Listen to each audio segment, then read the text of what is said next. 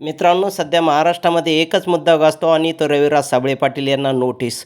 बार notice झाले. 15 दिवसापूर्वी notice, 8 दिवसापूर्वी नोटीस आणि पुन्हा काल 30 कोटीची नोटीस. म्हणजे या नोटीसशिवाय दुसरं काहीच नाही ना. विकासाच्या गप्पा ना प्रकाशाच्या गप्पा, फक्त रविराज पाटील यांच्यावर जाणून बुजून अडकवण्याचा हा प्रयत्न चालू आहे मित्रांनो. रविराज साबळे पाटील बोलतोय.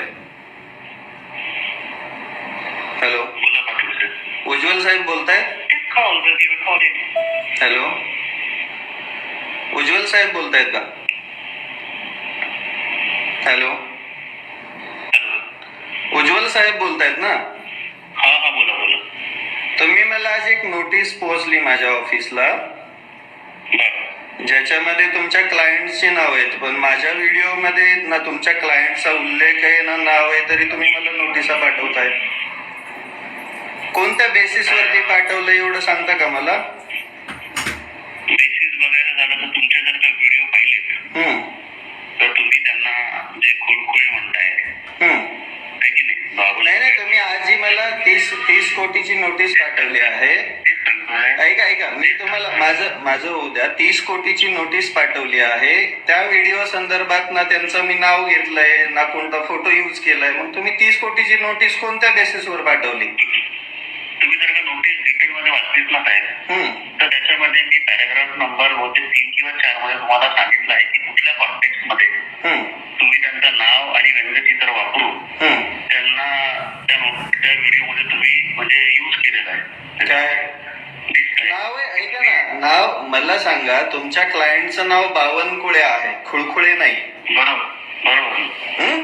पण तुम्ही त्यांना खुळखुळे म्हणून रेफर केलाय तुमच्या सर्व व्हिडिओज मध्ये. असं थोडी असते.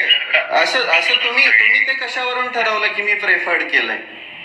कारण की तुम्ही तिथे त्यांचं व्यंगचित्र दाखवलेलं आहे. मग व्यंगचित्र त्यांचंच आहे हे कशावरून? व्यंगचित्र त्यांचंच आहे. ऐका ना, व्यंगचित्र त्यांचंच आहे हे कशावरून म्हणजे कशावरून ना सांगा ना. दिसतंय ना त्याच्यावर ना. काय दिसत आहे? त्यांचा चेहरा दिसतोय ना, आणि तुम्ही तुमच्या प्रत्येक व्हिडिओ मध्ये ते व्यंगचित्र वापरताय. बरोबर. व्यंगचित्र आणि फोटो यात फरक नाही का? आणि जर का तुम्ही बावनकुळेंना खुळखुळे म्हणून प्रत्येक व्हिडिओ मध्ये रेफर करताय, मग तो व्हिडिओ कोणाच्या संदर्भात असायला पाहिजे? नाही, ऐका ना, तुमच्या क्लायंटचं नाव बावनकुळे आहे, खुळखुळे नाही. त्यामुळे तुम्हाला तो व्हिडिओ लागा. आता तुम्ही पर्सनली घेत असाल त्यात मी काही करू शकत नाही ना. असं नसतं साहेब. मग कसं असतं? अशा प्रकारे रेफर करा इंटरनेटवर. ऑब्विसली गोष्ट आहे की तुम्ही त्यांच्याबद्दल. बरं, या आजच्या नोटीस मध्ये तुम्ही रिप्रेझेंट करताय ज्योती बावनकुळे यांना. मी कुठे त्यांचं नाव घेतलंय? पण ती घटना जी तुम्ही नमूद केलेली आहे. कोणती घटना? ऐका ना, त्या घटनेचा ना उल्लेख आहे ना नाव आहे ना कोणाचं नाव घेतलंय. तुम्ही घटनेचा उल्लेख सांगताय मला. कोणाचं नाव घेतलं मी त्यात?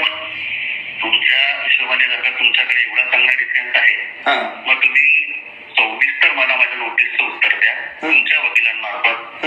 आपण जेव्हा न्यायालयात जाऊ. नाही, न्यायालयात ऐका ना, आपण न्यायालयात जाणार आहोत साहेब, पण तुमच्या नोटिसीमध्ये सरळ धमकी वजा इशारे आहेत की अकाउंट डिलीट करा. तुम्ही मेटाला लिहिताय अकाउंट डिलीट करून टाका याचं. बरोबर. कारण की आम्हाला वाटतंय की हे सगळं डिफेमेटरी कंटेंट आहे. आमच्या वैयक्तिक माहित्या तुम्ही प्रत्येक वैयक्तिक नाही. FIR आहे साहेब. FIR हा वैयक्तिक नसतो. FIR हा पब्लिक डॉक्युमेंट आहे. तुम्ही थोडं ऐकून तर घ्या.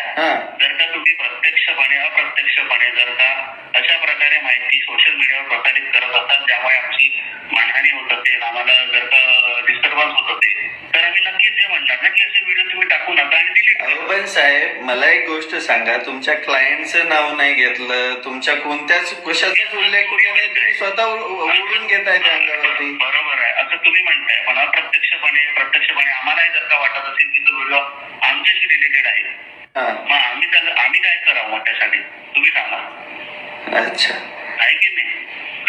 आणि हा व्हिडिओ आमच्या क्लायंटशी रिलेटेड आहे नाही आहे, आम्ही तर समजून घेतलं की तो आमच्या रिलेटेड आहे म्हणून आम्ही तुम्हाला नोटीस पाठवली. नाही साहेब, एक गोष्ट सांगू का तुम्हाला? ऐका ना, मी तुम्हाला सांगतो. काय म्हणता, एखाद्याच्या अभिव्यक्ती स्वातंत्र्यावरती जर तुम्ही अशा नोटिसा पाठवून गदा आणत असाल तर अवघड आहे ना. तुम्ही एक रिस्पेक्टेड वकील आहात, तुम्ही कायद्याचे अभ्यासक आहात. कायद्याचे अभ्यासक असून जर तुम्ही असं करत असाल तर अवघड आहे. म्हणजे काय तुम्हाला टीका बी सहन व्हाय ना का? बरं ठीक आहे, तुम्हाला करायची आहे तुम्ही बिनधास्त करा, तो भाग नाही आहे.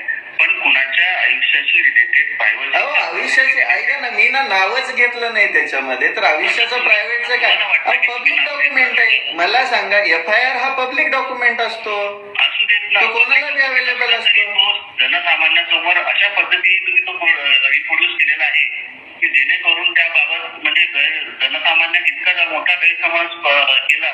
तुम्ही म्हणता की त्यांचं 14 वर्षाच्या मुलीचं अपहरण करून तुम्ही त्याला बघा FIR मध्ये लिहिलेलं ते वाचून दाखवलं साहेब.